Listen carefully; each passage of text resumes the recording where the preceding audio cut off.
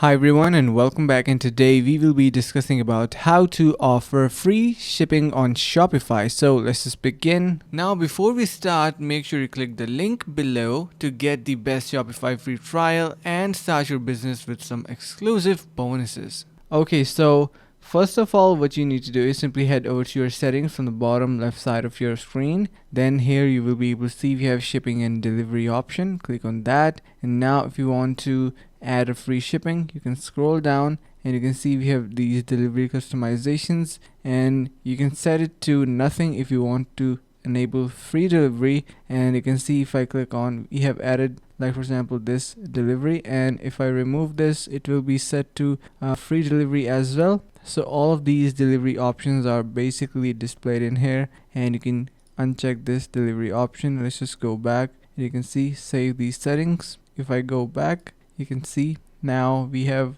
all these shipping and delivery options showing up in here. So basically that's how you are able to add free delivery options. And yeah, I hope this is going to be helping you guys out. I hope this was pretty much, and hope this video was helpful. Finally, make sure to click the link in the description below to take advantage of our exclusive Shopify free trial to start your business right away.